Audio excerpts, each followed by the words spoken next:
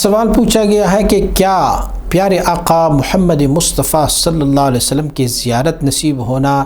کسی کی نیک ہونی کی دلیل ہے؟ کیا یہ صرف اللہ کے نیک بندوں کو حاصل ہوتی ہے؟ مثلا ایک قریبی ساتھی ہے، وہ بظاہر شرعی احکام کے پابندی نہیں کرتے، مگر انہوں نے زیارت رسول پاک کا تذکرہ فرمایا کہ مجھے 32 بار ہو چکی ہے، حالانکہ وہ نہ کوئی عالم ہے نہ کوئی نیک ہے، غرض کہ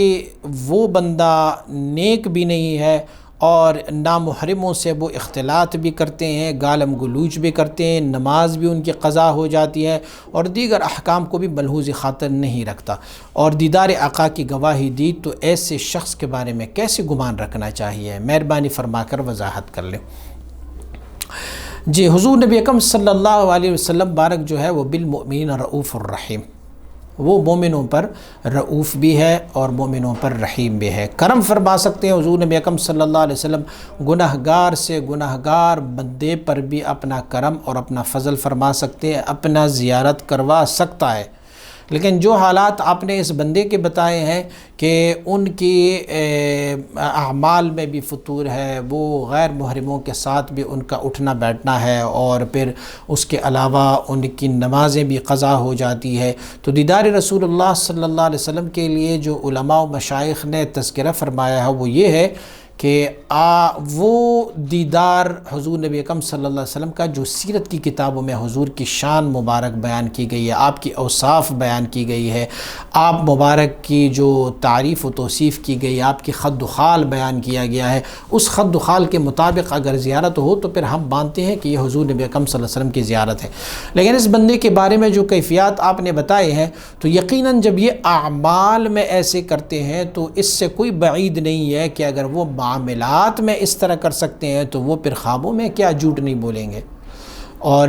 اس بندے کو تحذیر دینا چاہیے، اسے ڈرانا چاہیے کہ حضور نبی اکرم صلی اللہ علیہ وآلہ وسلم مبارک کے بارے میں ہے کہ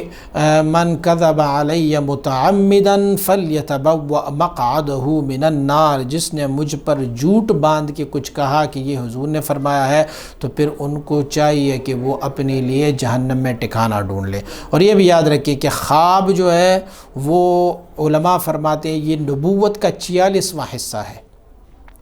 کہ انبیاء اور رسول کو اس سے پہلے کہ وحی ہوتی تھی اس سے پہلے انبیاء اور رسول کو یہ خوابیں جس کو رؤیا صالحہ کہتے ہیں، یہ رؤیا صالحہ ان کو ہوا کرتی تھیں، تو اگر ایک بندہ اس میں جھوٹ بولے تو پھر تو العیاذ باللہ یہ جو ہے نا وہ نہایت ہی اپنے آپ کو ہلاکت میں ڈالنے والی بات ہے۔ تو اسی لیے کوشش اور محنت کرنی چاہیے کہ اس بندے کو یہ کہا جائے کہ اگر اعمال میں آپ سست ہو تو یقیناً آپ پر کوئی اعتبار نہیں کیا جا سکتا۔ امام ابو یوسف رحمۃ اللہ تعالی قاضی تھے کہ بارگاہ عالیہ میں ایک قضا کی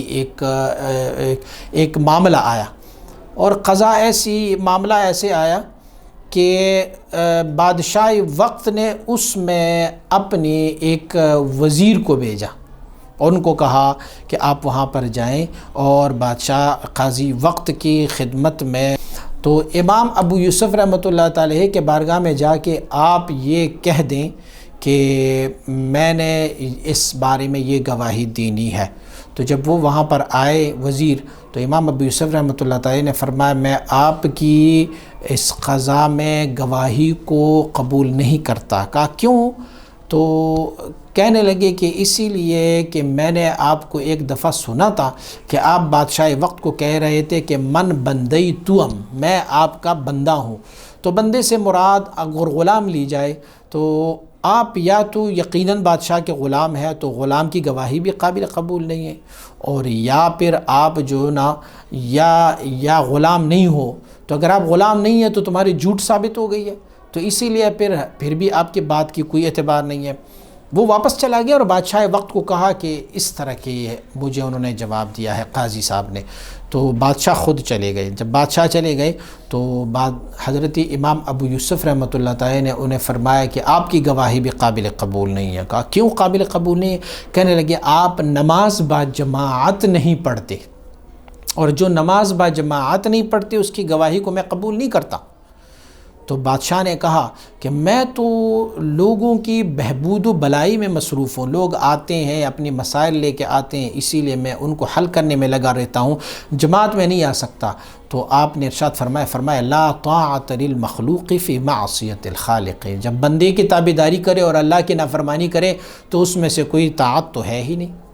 تو پھر بادشاہ نے امر فرمایا کہ محل کے اندر ایک مسجد تعمیر کرائی جائے اور ایک مؤذن اور ایک امام کو رکھا جائے تاکہ میں نماز با جماعت پڑھوں۔ دیکھو اللہ والے جو ہے نا وہ صرف نماز نہیں بلکہ صرف جماعت کے ترک ہونے پر ان کی گواہی کو رد کر لیتے ہیں، لیکن اگر یہ بندہ جو ہے وہ بذات خود نماز کا بھی تارک ہے اور اسے گناہوں میں بھی ملوث ہے تو ان کے قول کو کوئی اعتبار نہیں دی جا سکتی۔ بقیہ میرے آقا صلی اللہ علیہ وسلم اپنی امت پر بہت مہربان ہے، کسی کو بھی زیارت کروا سکتے ہیں۔